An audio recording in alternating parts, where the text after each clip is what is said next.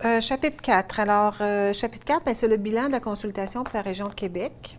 Ainsi là, que les préparatifs, puis les démarches complémentaires.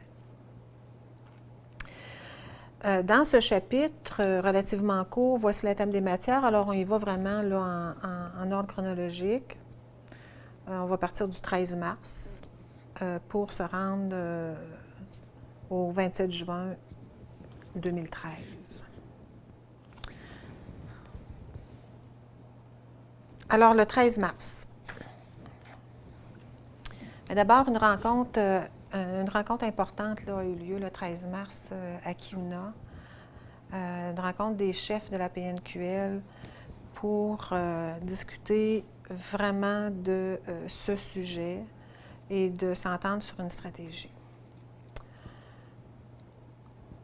Le CEPN, lors de cette rencontre-là, a présenté une analyse critique du guide de discussion. Vous vous souviendrez, je disais un peu plus tôt que lors de l'annonce par Affaires autochtones, ils ont accompagné l'annonce d'un guide de discussion et c'est sur le contenu de ce guide qu'Affaires autochtones conduisait sa consultation, menait sa consultation. Nous avons aussi demandé à Maître Zach Davis de la firme Hutchin Legal Inc. De développer une opinion légale sur le processus et le contenu du guide. Alors, ça a été présenté aussi lors de cette assemblée du 13 mars. Suite aux nombreuses discussions, principalement la position adoptée lors de cette rencontre, ce fut que chacun des conseils locaux décide de qui participera à la consultation prévue le 27 mars, qu'une déclaration et une opinion juridique portant sur le processus de la consultation vont être acheminées au conseil.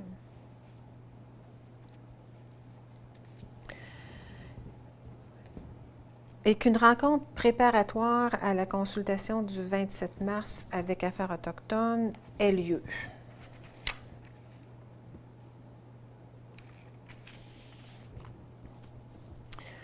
Donc, évidemment, là, vous comprendrez qu'entre le 13 et le 26 mars, il y a eu quand même plusieurs travaux là, réalisés par le CEPN en vue de cette rencontre, dont la rédaction de la déclaration pour le chef régional Ghislain Picard. Donc, le 26 mars, à la veille de la consultation avec Affaires autochtones, il y a la rencontre des chefs de la PNQL qui a lieu à Wendake, le 26 mars au soir. Et on parle principalement là, de procédure. Alors, la procédure, c'est que suite à la cérémonie d'ouverture, le chef de la PNQL prendra la parole pour lire la déclaration politique préparée par Maître Zach Davis et le CEPN. L'autre procédure, c'est qu'il y aura remise des documents et déclarer immédiatement que ceci met fin à la participation du 27 mars là, des chefs de la PNQL. Alors, les documents qui sont remis, l'opinion légale sur le processus,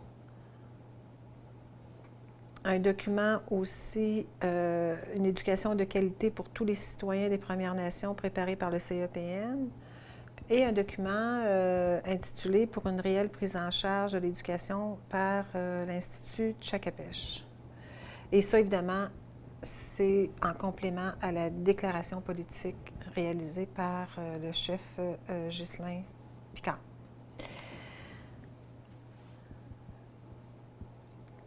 Le 27 mars, journée de la consultation, alors tout se déroule comme prévu, là, tel qu'entendu par les chefs.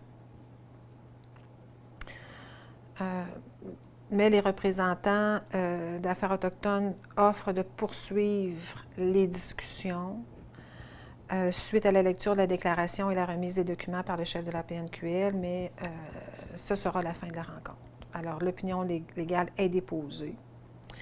Et ce qu'elle dit principalement, c'est que la procédure de consultation, le processus de consultation, ne rencontre pas l'obligation de consulter et accommoder du gouvernement fédéral. Et dans cette opinion légale, en fait, on dit aussi qu'il y a des manquements au processus de consultation et qu'en toute logique, la prochaine étape est que les représentants d'affaires autochtones prennent connaissance de l'opinion et y répondent. Puis évidemment, on s'attend à ce que les représentants d'affaires autochtones tiennent en compte aussi les autres documents, les documents complémentaires qui sont remis.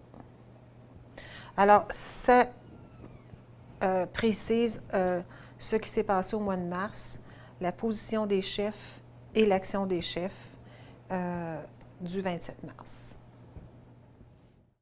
Bonjour, je m'appelle Zachary Davis, je suis avocat chez Hutchins Legal à Montréal et je travaille pour le Conseil en éducation des Premières Nations. Aujourd'hui, on va discuter d'une proposition d'une loi fédérale sur l'éducation des Premières Nations, une proposition faite par le gouvernement fédéral. Et on va se pencher sur la question de si la proposition de consultation faite par le fédéral est suffisante pour décharger leurs obligations constitutionnelles. Le gouvernement fédéral propose une loi sur l'éducation des Premières Nations, dont on connaît peu de détails, mais dont une ébauche apparaît dans un guide de discussion circulé en décembre 2012. La présente avis juridique évalue si le processus de consultation proposé est suffisant pour que la Couronne s'acquitte de son obligation de consulter les Premières Nations dans les circonstances. Notre conclusion, comme vous allez voir, c'est que le processus de consultation, tout comme la législation proposée, sont insuffisants au regard de l'obligation de la Couronne de consulter les Premières Nations dans les présentes circonstances.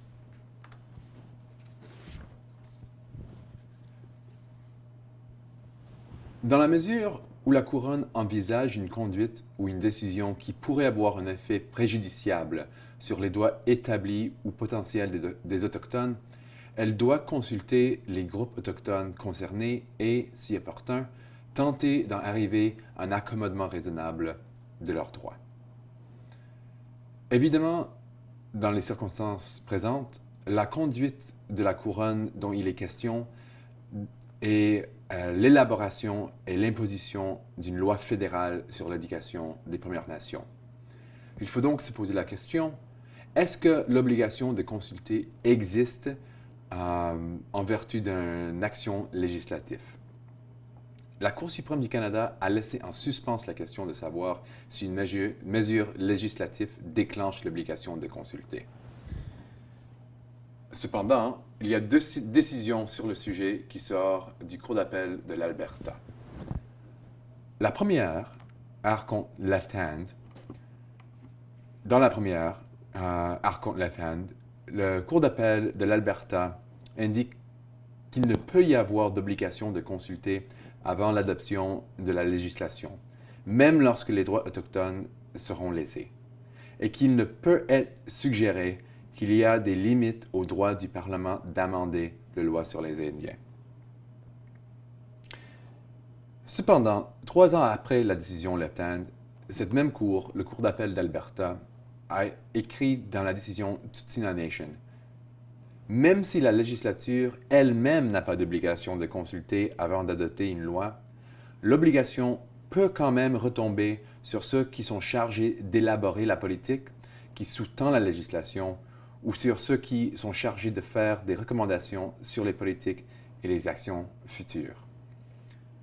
Donc, dans la mesure où la politique d'éducation envisagée par la Couronne pourrait porter atteinte aux droits des Autochtones, on peut supposer sans crainte de se tromper que la Couronne a une obligation de consulter les Premières Nations en ce qui concerne la loi sur l'éducation des Premières Nations.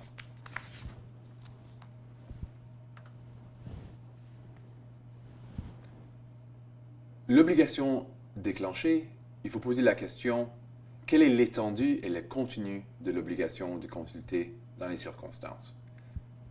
L'obligation de consulter se comprend mieux si on l'illustre sur un spectre, dont le contenu est déterminé en fonction de certaines circonstances particulières. Des consultations approfondies sont requises lorsque les droits qui sont en jeu sont bien établis, lorsque les droits et l'atteinte potentielle de ces droits revêtent d'une grande importance pour les peuples autochtones concernés et lorsque le risque de préjudice non indemnisable est élevé. La loi sur l'éducation des Premières Nations pourrait redéfinir la façon dont les Premières Nations sont éduquées en établissant des normes, des pratiques et des programmes d'éducation obligatoires. Certaines Premières Nations pourraient considérer que le régime décrit dans la nouvelle loi est contraire aux façons de dispenser les services éducatifs qu'ils privilègent. Une réglementation qui refuse aux déteneurs d'un droit autochtone le moyen qu'ils privilégient pour exercer leur droit va à l'encontre de cette loi. La question, donc, pour déterminer l'étendue de l'obligation de consulter dans les circonstances, c'est quelle est la force des réclamations des Premières Nations à un droit de gouverner l'éducation de leurs membres. Si on tourne au diapositive 4 de la présentation, on pose la question. La réponse, c'est que les Premières Nations ont un droit inhérent d'exercer leurs compétences sur l'éducation en tant qu'aspect du droit au gouvernement autonome et à l'autodétermination. Les droits autochtones existants sont protégés au paragraphe 35 de la loi constitutionnelle de 1982 et le Canada reconnaît ces droits. Le gouvernement autochtone constitue un des 3 ordres de gouvernement distincts et constitutionnellement reconnus au Canada, autochtone, provincial et fédéral. L'éducation constitue un élément clé du gouvernement autonome et de l'autodétermination. Et ceci a été reconnu dans la Déclaration des Nations Unies sur les droits des peuples autochtones, qui décrit le droit des peuples autochtones d'établir et de contrôler leur propre système et établissement scolaire où l'enseignement est dispensé dans leur propre langue d'une manière adaptée à leur méthode culturelle d'enseignement et d'apprentissage. L'éducation, il faut se rappeler, est l'outil par lequel les cultures se perpétuent.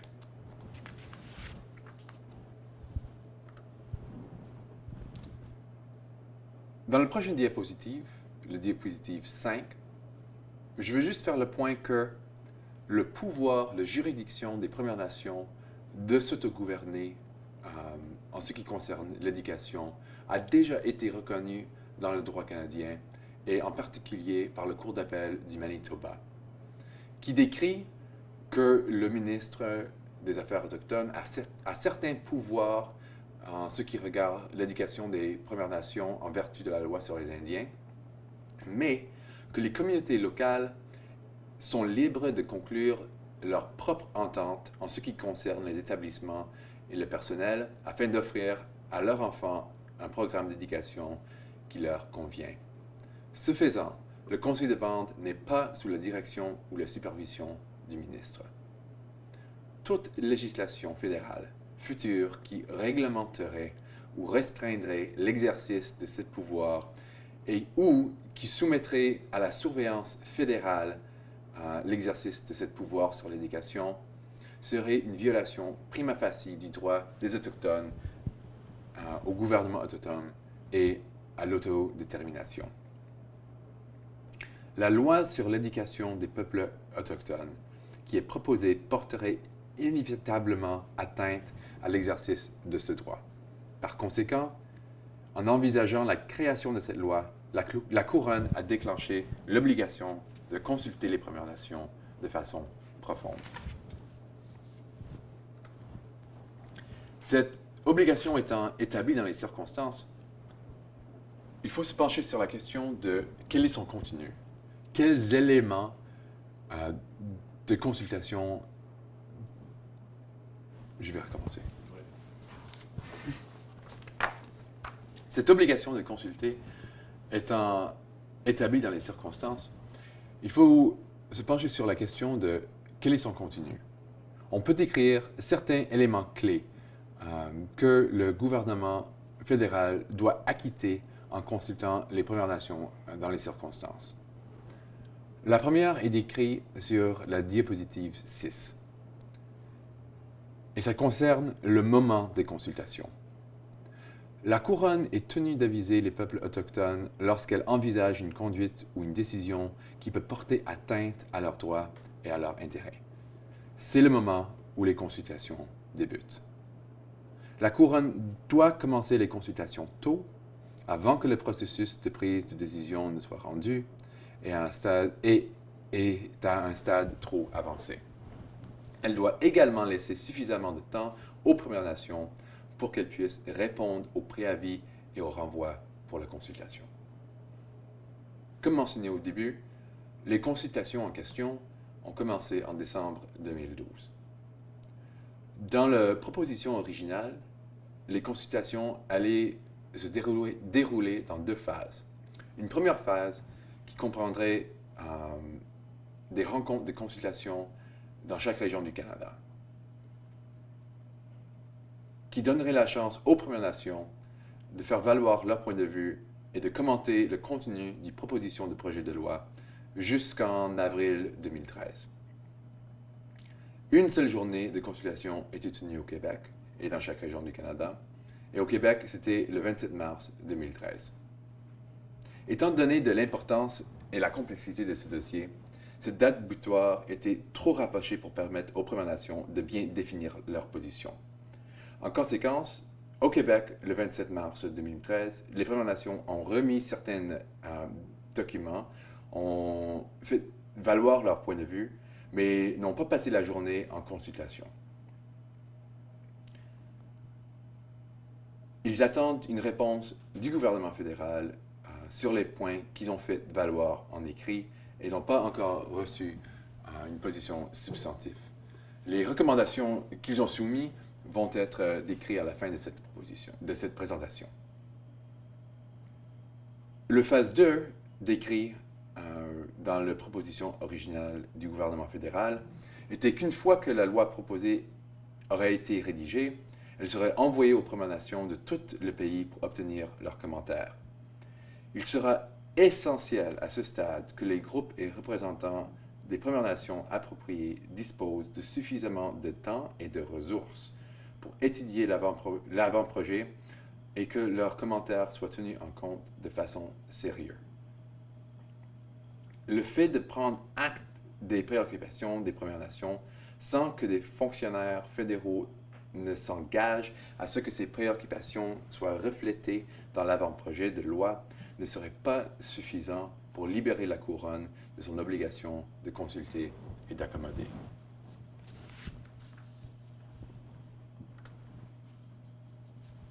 Et cela nous mène au prochain élément du devoir de consulter dans les circonstances. Et cet élément, c'est que la reconnaissance que le gouvernement fédéral doit faire la reconnaissance des revendications des Premières Nations en matière de compétences sur l'éducation. Le droit dicte que la Couronne doit considérer officiellement le bien fondé des revendications de droits mises à l'avant par les groupes autochtones touchés par l'impact de l'atteinte potentielle de ces droits. L'évaluation préliminaire faite par la Couronne de la solidité de la réclamation des atteintes potentielles aux intérêts des Autochtones auxquelles l'action gouvernementale pourrait donner lieu doit se faire au début de la consultation proposée si elle doit servir à définir la portée et l'étendue de ce processus. Cette étape primordiale est absente de toute documentation de consultation que le gouvernement fédéral a fait circuler. Sans la reconnaissance du droit des Premières Nations à l'autonomie gouvernementale et à l'autodétermination, de même de leur juridiction inhérente sur l'éducation, le processus de consultation et la législation elle-même est condamnée à l'échec. Il faut mentionner que le guide de discussion mentionne l'autonomie gouvernementale pour dire que la nouvelle loi ne s'appliquerait pas aux Premières Nations qui bénéficient déjà de l'autonomie gouvernementale et qui ont adopté des lois en matière d'éducation. Mais on comprend que cette mention se limite à ces Premières Nations qui ont signé des ententes d'autonomie gouvernementale et donc est applicable à un minime nombre de Premières Nations à travers le pays. Les Premières Nations doivent insister pour que l'élaboration de la loi sur l'éducation des Premières Nations tienne compte de la compétence des Premières Nations en matière d'éducation et respecte cette dernière. La loi sur l'éducation des Premières Nations devrait reconnaître et accommoder leur juridiction, leurs compétences.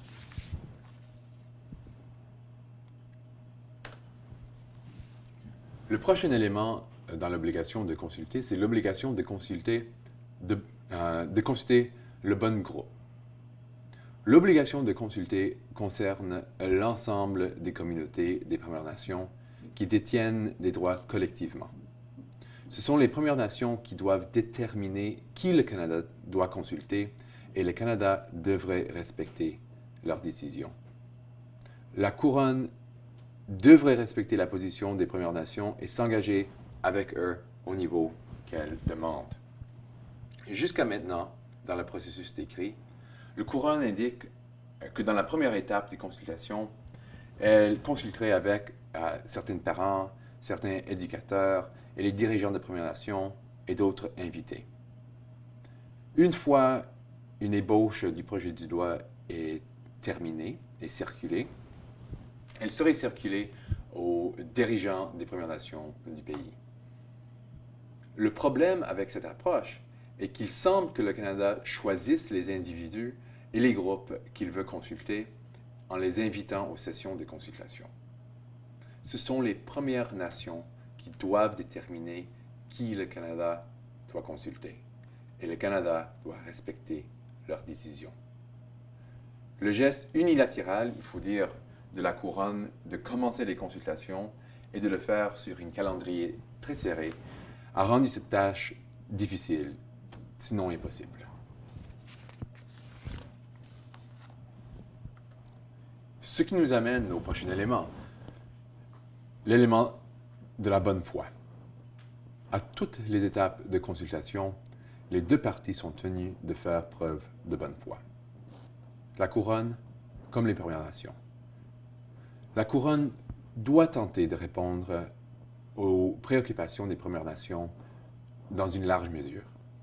Si, au cours du processus de consultation, la Couronne ou son représentant se montre intransigeant, s'engage dans des manœuvres malhonnêtes, négocie avec un motif oblique ou un agenda caché, ou encore négocie de mauvaise foi, alors ce comportement constituerait un manquement à l'obligation de consultation et d'accommodement. Un tel comportement pourrait être révisible par les tribunaux, même si le gouvernement ne vient à aucune décision sur le projet de loi final. Cependant, il faut comprendre que le Couronne n'est pas lié par une obligation de trouver un accord. Elle est uniquement tenue de s'engager dans un processus important avec l'intention de tenir compte dans une large mesure des préoccupations des Premières Nations. Toutefois, si elle choisit d'inclure dans la loi sur l'éducation des Premières Nations des éléments qui portent atteinte aux droits des Premières Nations, ces atteintes doivent être justifiables. Surtout, si une loi nationale portant sur l'éducation des Premières Nations est mise en vigueur, elle doit bénéficier de l'appui politique et l'appui au niveau de base des Premières Nations. Sinon, elle ne pourrait pas fonctionner.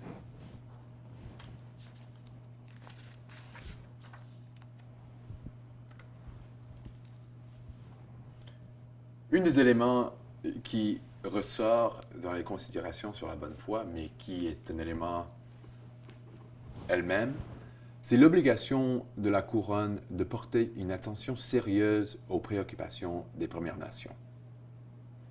Indépendamment du fait que l'obligation de la Couronne de consulter se situe à l'une ou l'autre des deux extrémités du spectre de consultation, la Couronne se doit d'effectuer des consultations dans le but de répondre aux préoccupations des Premières Nations dans une large mesure.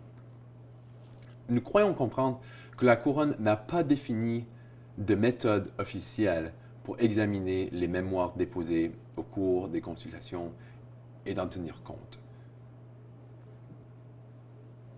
Ceci est un problème grave avec le processus.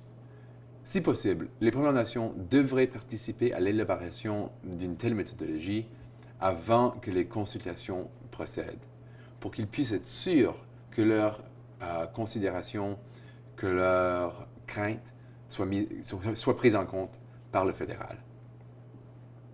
Tout au moins, afin d'assurer que les arguments des Premières Nations sont tenus en compte et de façon sérieuse, il faudrait insister pour que tous les mémoires déposés pendant le processus de consultation soient rendus publics.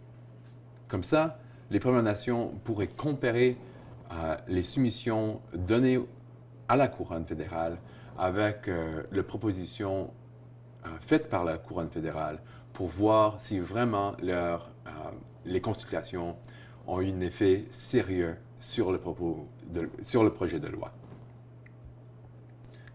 Dans la mesure où les consultations approfondies sont requises, la Couronne pourrait être tenue de fournir aux Premières Nations des raisons écrites pour démontrer que leurs préoccupations ont été tenues en compte et d'expliquer comment elles ont influencé la décision ou la conduite adoptée.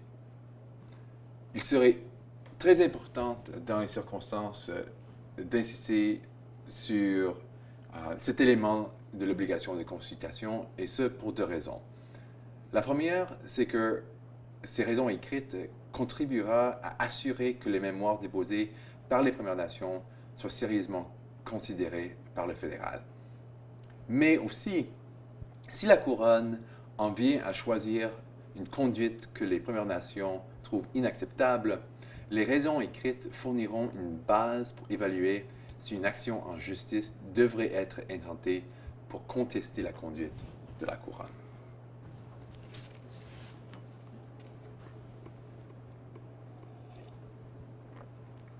Le dernier élément qu'il faut mentionner, c'est l'élément de la capacité et surtout de la capacité financière des Premières Nations pour participer de façon sérieuse dans les consultations. Si le fédéral ne met pas aux dispositions des Premières Nations les fonds nécessaires pour vraiment participer dans le processus de consultation, ces consultations sont vouées à l'échec. Donc, le fédéral a l'obligation d'être sûr que les Premières Nations consultées peuvent engager dans le processus de façon sérieuse.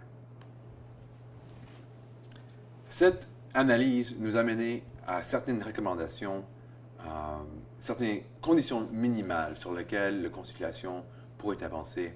Et ces recommandations, ces demandes minimales ont été données au gouvernement fédéral pendant la rencontre de consultation du 26 mars, ici à Wendake. Ils sont comme suit. Dans la mesure où les Premières Nations présentent une requête bien documentée et justifiée pour un report de la date butoir d'avril 2013 pour commenter la loi proposée, le Couronne devrait l'accueillir.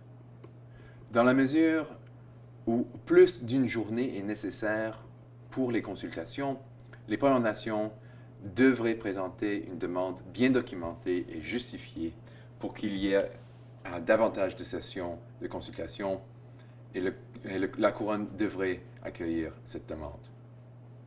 Dans la mesure du possible, les Premières Nations devraient définir entre elles qui le Canada devrait consulter et le Canada devrait respecter leurs décisions. Le Canada et les Premières Nations devraient travailler ensemble pour élaborer une méthodologie visant à évaluer les mémoires présentées lors de la consultation, ainsi que pour répondre à ceci.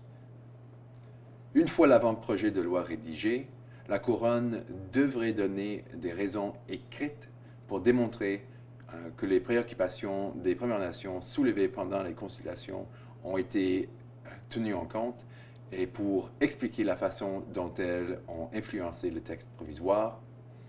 Et une consultation significative doit continuer après la production de l'avant-projet de loi et tout au long du processus législatif.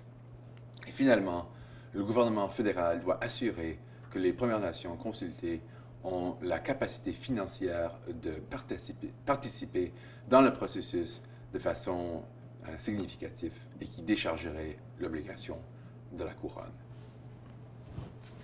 En réfléchissant sur le processus de consultation qui mène au projet de loi sur l'éducation pour les Premières Nations, la question d'un catch-22 survient souvent. Le problème est celui-ci. Les Premières Nations ont une obligation de consulter en bonne foi, comme à la Couronne.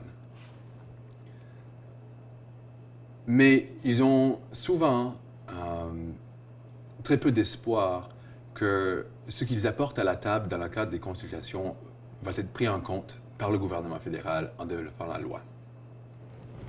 Donc, ils ont peur que s'ils participent dans le processus de consultation, même si ça ne donne à rien, ils vont être dit après le fait qu'ils ont été consultés et que l'obligation constitutionnelle de la gouvernement fédéral a été atteinte. En répondant à cette question, à ce problème du catch-22, je pense qu'il est important de comprendre que la consultation n'est pas à évaluer dans du noir ou du blanc. Au lieu de poser la question « Est-ce qu'une Première Nation a été consultée, oui ou non ?», on devrait poser la question « Est-ce que les consultations étaient suffisantes? Est-ce qu'ils étaient sérieux ?» Donc, comme les Premières Nations ont une obligation de participer dans les consultations de bonne foi, c'est important qu'ils s'engagent dans le processus. Mais c'est également, sinon plus important, que les Premières Nations apportent et articulent de façon claire leur but et ce qu'ils veulent voir ressortir du processus. Et que cette articulation soit très bien documentée pour qu'ils puissent tenir le gouvernement fédéral à remplir au moins des critères minimaux. Si, après le fait, on aperçoit que le gouvernement fédéral n'a pas tenu en compte les exigences minimales articulées par les Premières Nations, alors là, on peut dire que les consultations étaient insuffisantes, qu'ils n'étaient pas sérieux et que c'était le fédéral qui consultait en mauvaise foi et non pas les Premières Nations. Donc, suivant la rencontre du 27 mars, journée de la consultation, puis le dépôt de l'opinion légale sur le processus que Zach Davis vient de vous présenter, le CEPN a continué, a poursuivi là, des activités complémentaires dans le cadre là, du projet de loi. Entre autres, la PNQL a rencontré le ministre Valcourt et lors de cette rencontre-là, il a été question du projet de législation du fédéral.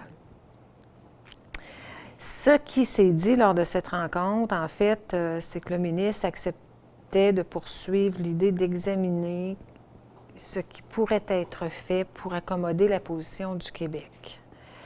Par contre, il n'y a pas eu de compte-rendu officiel de cette rencontre et ce qui s'en est dégagé aussi, c'est que, et suite à l'insistance là, du chef régional, c'est que le ministre s'est engagé à prendre connaissance de la position qui avait été déposée le 27 mars. C'est important de dire là, que la position, la déclaration puis la position légale avait été déposée le 27. Et là, on est le 24 avril et le ministre Valcourt n'a toujours pas pris connaissance des documents et de la position politique du Québec. Le 20 mai, nous avons aussi, en collaboration avec la PNQL, et son chef rencontrer le rapporteur spécial, M. James Anaya.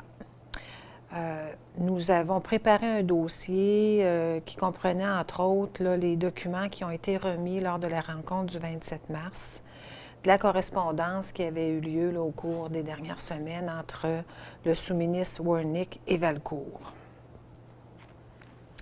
La rencontre a porté évidemment principalement là, sur le processus de consultation pour la loi en éducation. Toujours cette rencontre-là, lors de cette rencontre a permis d'apporter des précisions, puis de constater aussi que le rapporteur avait vraiment un intérêt bien senti là, sur la situation. Et il a ajouté que cette situation le préoccupait grandement, puis que le dossier qu'on lui avait remis lui serait utile lors d'une éventuelle rencontre au Canada. Alors, le CEPN, en collaboration avec la PNQL, là, va continuer de lui faire parvenir des informations là, sur tous les développements là, qui vont survenir là, en matière de projet de loi. Aussi, nous allons assister la PNQL pour organiser la rencontre du rapporteur spécial lors de sa visite au Canada et au Québec qui est prévue à l'automne.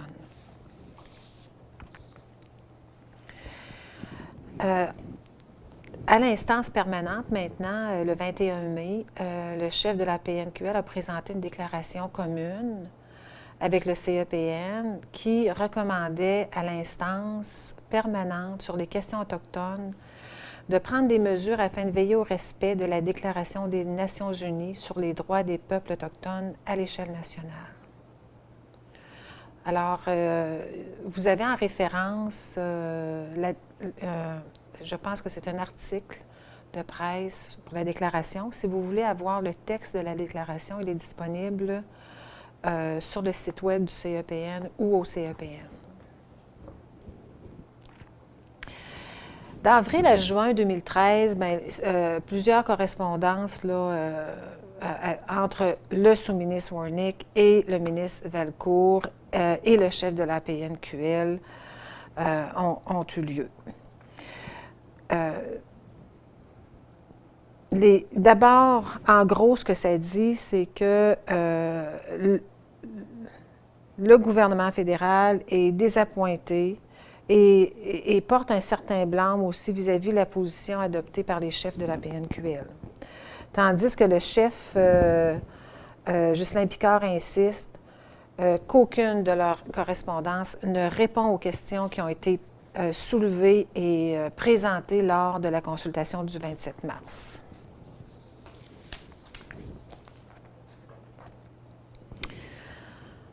Le 27 juin, une lettre est adressée au ministre Valcourt qui aborde les conditions minimales.